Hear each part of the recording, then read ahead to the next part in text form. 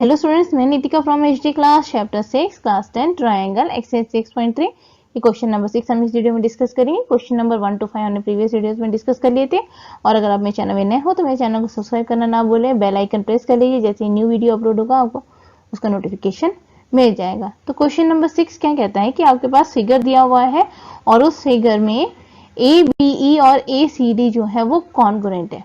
ठीक है, ये जो आपको फिगर दी है इसमें कॉन्ग्रुएंसी आपको दी हुई है। साथ में आपको क्या शो करना है कि ये दोनों जो ट्राइंगल है ये सिमिलर है।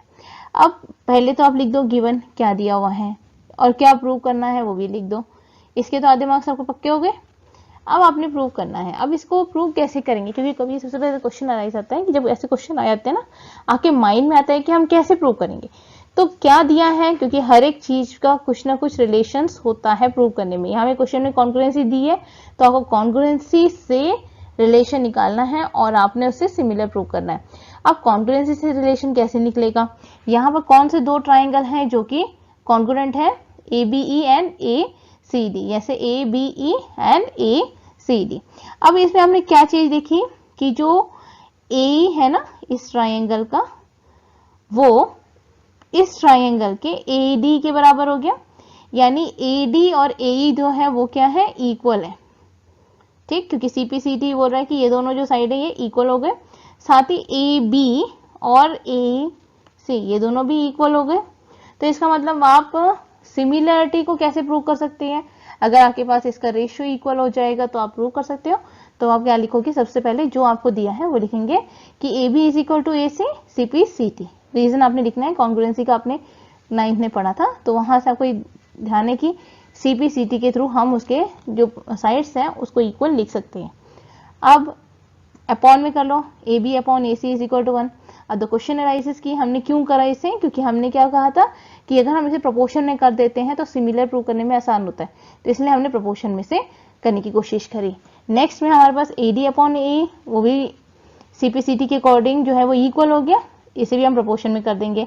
अब दोनों 1 है, इसका मतलब अगर हम इन दोनों को लेंगे क्योंकि दोनों इक्वल टू 1 आते हैं, तो AB upon AC is equal to AD upon AE आप लिख सकते हो। ठीक है, दोनों 1 है ना, इसलिए आप ये दोनों इक्वल लिख सकते हो।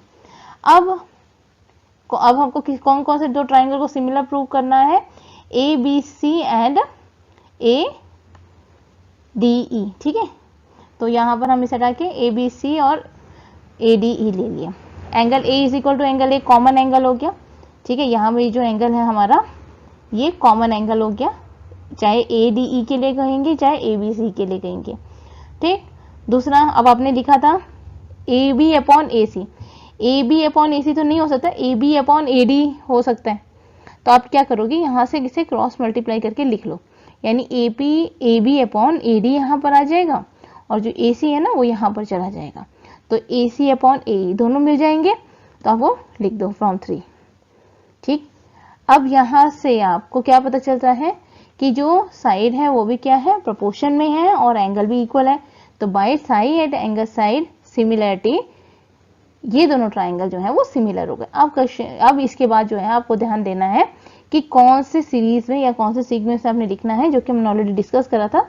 तो यहाँ पर क्या है, पहला A दोनों में है तो A लिख लो दोनों के लिए, फिर यहाँ पर B है और यहाँ डिनोमिनेटर में D है, तो यहाँ जहां B लिखोगे वहां D लिखोगे, जहां C लिखोगे वहां E लिखोगे। ठीक, जैसे यहाँ में D लिखा है तो वहां मैंने B लिखा, जहां E लिखा है वहां पर क्या लिखा है C। ये सीक्वेंस में रखोगे तो मिस्टेक्स नहीं होंगी। आई होप आपको क्लियर हो गया।